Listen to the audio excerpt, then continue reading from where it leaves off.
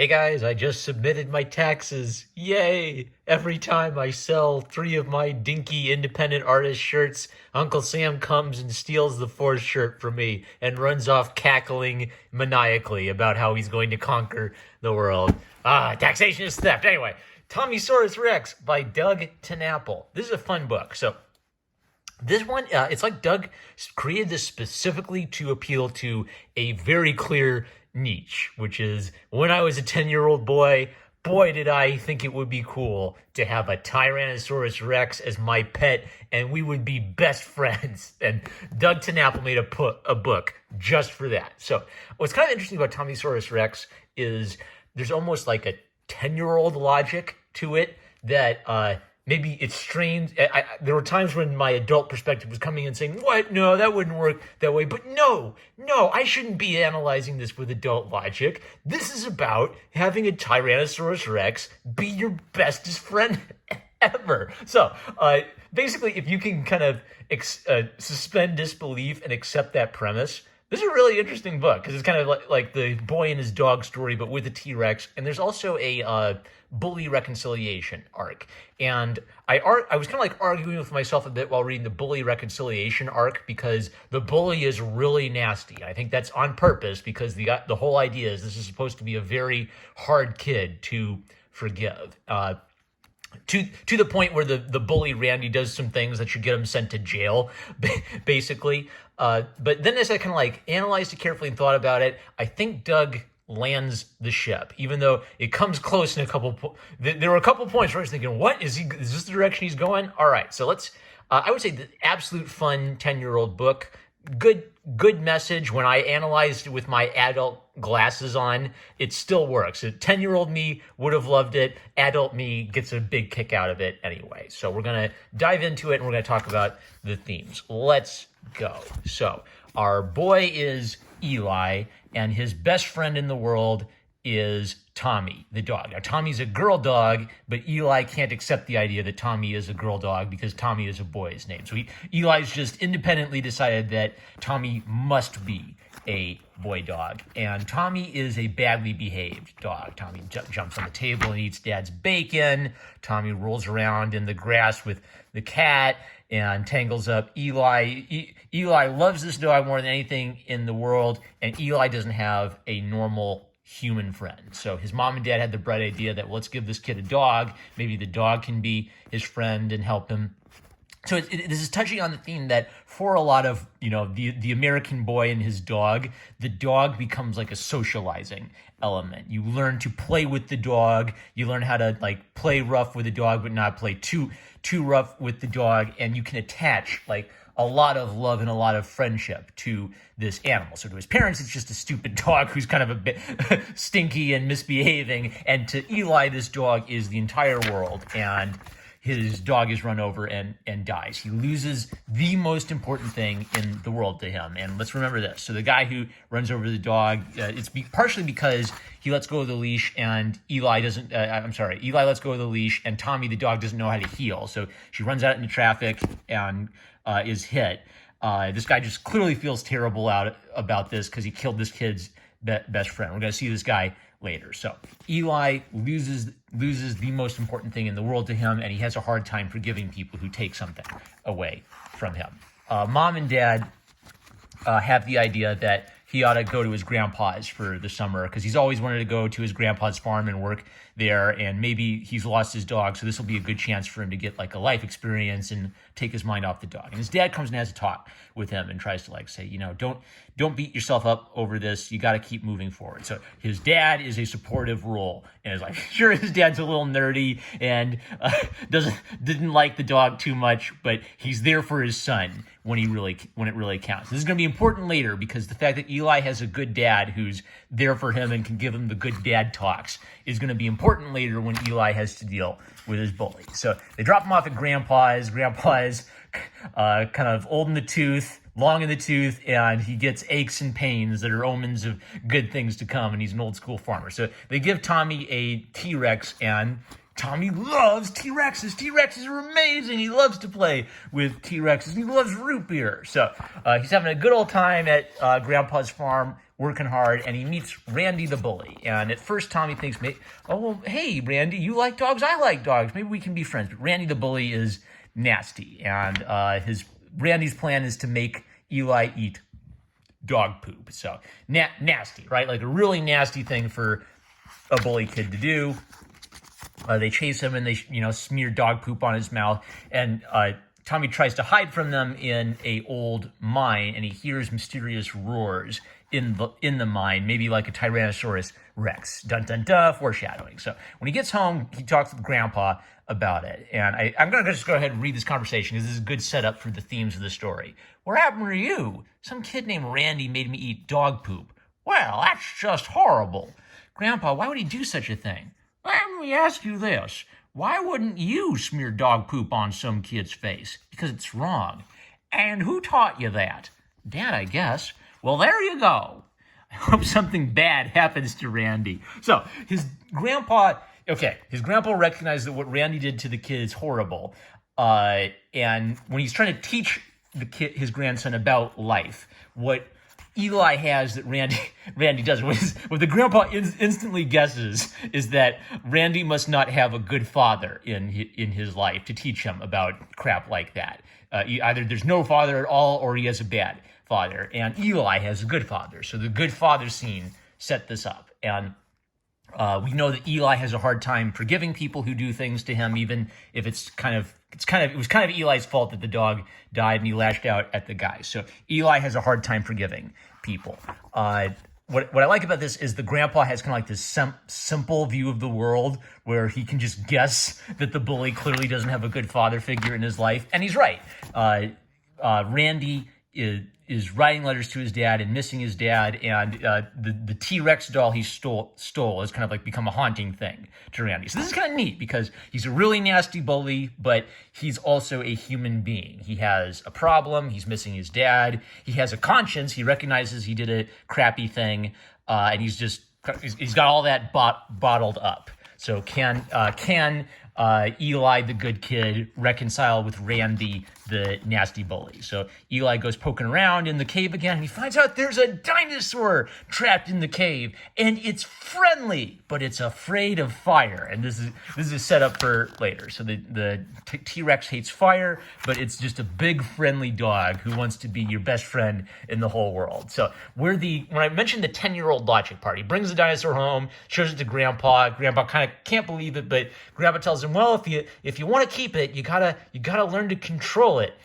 Eli, you gotta teach it to heal and speak and to not go on a rampage. So as long as Eli can do a good job training his pet T-Rex, he gets to keep it. This is the best 10-year-old story ever in the whole world. What a great grandpa! All right, so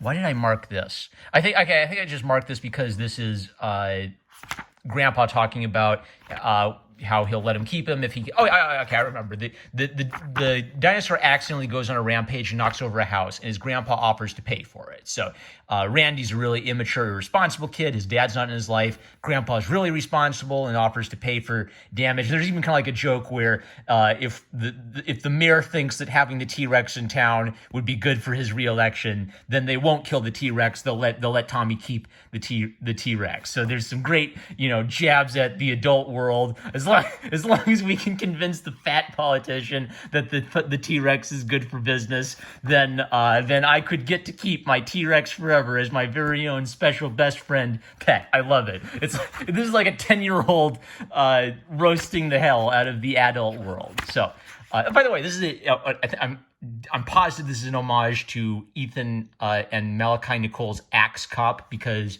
Doug Apple and Ethan Nicole are friends. So there was also a homage to Axe Cop in Rat Fist, but I forgot to mention it. So just cool little indie comic bro moment there. So Tommy starts training the T-Rex and getting it to do work. He's doing a great job. He didn't do a good job training Tommy. He's doing a great job training Tommysaurus Rex. And he starts to suspect that maybe the T-Rex is the reincarnation of Tommy. He has another run-in with Randy where Randy makes fun of his T-Rex. Randy loves T-Rexes, so it's like Randy's jealous of Tommy because Tommy has a pet T-Rex, so he's just lashing out at Eli because he's jealous. and his grandpa suggests the importance of forgiveness. Eli's tempted to have Tommy the T-Rex eat Randy. Well, you can't expect a creature to just eat all of your problems away. Why not? So I'm going to read this again because this is important for setting up the bully plot. Eli, I understand why it's easy to hate mean people, but what would happen if we all just gave in to our anger and stood against one another? This guy over here is standing and won't budge, and this guy over here is standing and won't budge either. They'll stay apart, perhaps forever. Now, what happens if this guy over here excuses the offense of the other guy? And the hands come together and he smiles. So Grandpa's a simple, folksy guy. So I actually do not like bully stories where the theme of the story is if you are nice to your bully will magically love you and be friends with you. So I was kind of saying, well, are you sure? Are you sure this is the right advice? But actually, this is fitting with Eli's character. Eli has a hard time forgiving people, and he has told Tommy the T-Rex to eat Randy. It's just that Tommy's such a nice dinosaur. Tommy didn't do it. So Eli actually does have a problem where he's very vengeful and wants to fight his bully by getting his pet T-Rex to eat the bully. So he kind of does need to be told the need for forgiveness. And it's not as simple as just be nice to your bully and they'll magically become a good person. We'll see how this develops later. So. They meet Ray Harryhausen, because we just had to sneak in a Ray Harryhausen homage because obviously Ray Harryhausen movies have inspired this book. So we keep building the theme of Randy not having a father. So he writes these letters to his dad, begging his dad to come visit him, and his mom just tells her son she'll send these letters, and then she just doesn't send these letters because she has no confidence that the dad will ever come back. Tommy does some more cool heroic stuff to show what a good dinosaur. Oh no, my page is stuck together. Dang it. Why does that keep happening with these used library books? Anyway, that aside out of the way. So Randy discovers that his mom has been hiding his letters, and Randy figures out that the dinosaur is afraid of fire. So he's got this sneaky evil side to him. He has this really poignant, oh man, I just feel the emotional weight of this panel. Dad, please come and see me. And so when he discovers that his mom isn't sending the letters, he just decides to burn all the letters and burn the dinosaurs. So his rage against the world is turning him into this evil person. His mom is distraught about this, and the dad's face has been ripped out of the picture. Oh, wait, I know where I've seen that shirt. It's the guy who ran over Eli's dog, Tommy. It's all going to come together. So Randy, I love this line. So Grandpa has gout, and anytime he has gout, that's a sign of good things to come. Oh, I'm in excruciating pain. Things couldn't be better. So things are going great. The mayor's gonna welcome Tommy the T-Rex to the town, and Randy's dad sees it on the TV and he recognizes the kid whose dog he killed. So he decides he's got to go there. Everything's gonna work out. So Randy, the mean kid, tries to tells them to. If that T-Rex is so tame, show him some fire. If you show him some fire, he'll go on a rampage. So what we learn is the T-Rex is afraid of fire because the T-Rex was traumatized by meteorites hitting the world and fire being everywhere. For Tommy the T-Rex, fire is like a trigger that makes him remember the worst moment in his entire life. But his love for Eli and the fact that Tommy's a good T-Rex puppy dog convinces him to conquer his fear and stay still when he sees fire. So Tommy the T-Rex has learned to be a good dinosaur pet. I forgot about this. So Eli tells Tommy to think of the best moment in his whole life in times of fear. And the best moment in Eli's whole life was coming together with his dog. He had no human friend. All of his love is attached onto this dog. Oh, it's so beautiful. So he's able to convince the T-Rex to stay still. So this is the part where I was thinking, man, Randy needs to go to jail. So Randy decides to commit some arson, to start a fire and just ruin everything for Eli. He's jealous. He wants to ruin Eli's life. He starts the fire. The T-Rex freaks out and runs away from the fire. So this leads to Randy getting caught in the fire and being surrounded by fire and having his life at risk. So Eli instructs Tommy the T-Rex to go get Eli and be brave.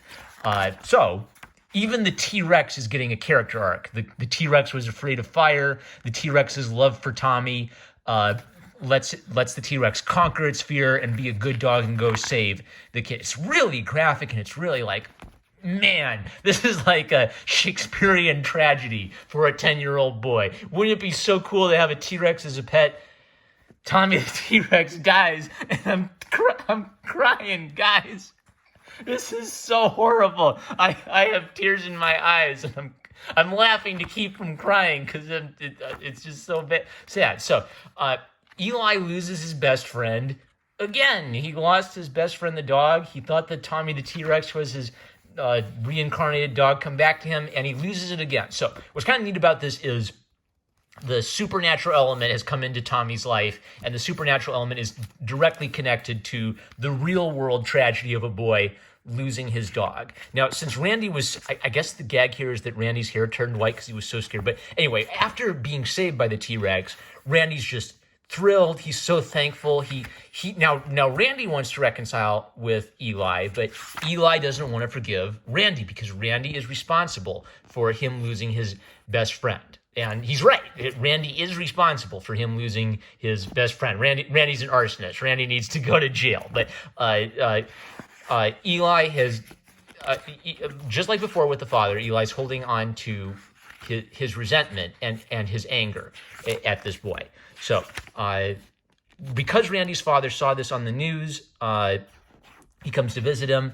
When Eli's dad comes to talk to him, Eli says, "I hate him, Dad. I wish Randy died in that fire." So what's kind of neat about this is, although that Eli has justifiable anger at Randy, earlier when Eli was instructing the T-Rex to eat Randy, we can tell that Eli is taking his hatred too far, to the point where his hatred is consuming him. So Eli delivers his golden retriever Buckshot to Randy delivers his golden retriever Buckshot to Eli as an apology. So Eli lost his golden retriever. He loves golden retrievers. Randy gives him his golden retriever, his best friend, as a way of saying sorry. So earlier I said I don't like it when bullies magically become nice. So structurally what's happening is Randy has learned a lesson. He has learned he did something really bad. He did something really wrong. And so he's making a sacrifice. He's sacrificing his best friend to try to make it up to Eli, who he wronged. He's showing him that he's not just saying the words, "I'm sorry." He means, "I'm sorry, and I'm willing to sacrifice something to prove I'm sorry and to try to make it right to you." So there was a great setup for what happened. So Tommy the dog was a girl. Eli couldn't accept that.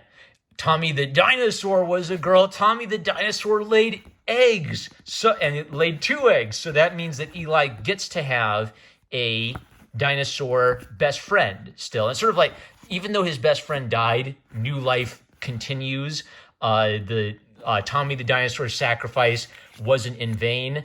Randy's mom starts wearing her wedding rings to show that she and her husband are going to reconcile, and Randy's going to have a dad again who can teach him how to be a good boy. And Eli decides to give one of the dinosaur eggs to Randy with a note on it saying, "Forgive it." And when they hatch, the 2 of them are best friends, and they have best friend T-Rexes as their pets, and the dog. So what's neat about this is Eli didn't have a best friend. He didn't have any human friends. The only friend he had was a dog. His anger, his legitimate anger at Randy, trapped him in a place of hate where he wanted Randy to be dead. But with reconciliation, Eli is able to make a human friend. So his relationship with the dog and his relationship with the best friend T-Rex is what guides Eli into being able to have a relationship with another human child. So for a boy, playing with a dog is your preparation for learning how to play nice with other boys and get your best friend. So on the one hand, the reason I was almost checking out and getting annoyed is I thought Randy killing Eli's T-Rex is a really nasty thing that Randy did. It makes it hard to forgive Randy. It makes it hard to believe that the 2 of them could reconcile. But I think thematically for the story, it really works because because it's cyclical, right? Eli's dog dies. The death of Eli's dog has to teach Eli something. Eli's T-Rex dies. The death of Eli's T-Rex has to teach Eli something. And with reconciliation, there's this new life that emerges where although there is death and there is this tragedy, there is like hope and potential for the future with with two boys and their best T-Rex best friends. I love it. Look at that. It's like it's forgiveness and reconciliation with T-Rexes. Okay. It emotionally affected me. It's exactly the kind of book I would have loved to pieces when I was 10 years old. I do think, although it strained me to the point where I said, really, are we really going to forgive Randy? I think the forgiveness and reconciliation arc with Randy works because Randy does demonstrate that he is genuinely sorry for what he did, not just sorry as like a word he says to magically fix everything. And Eli does have resentment against Randy that is a crippling resentment that's hurting him. That forgiveness for Eli means not letting hatred for Randy corrupt him and turn him into an ugly person. So I do think the forgiveness and reconciliation arc is really solid upon closer analysis with my adult glasses on. That's it. A normal Marty fan. I love you guys. Catch you later.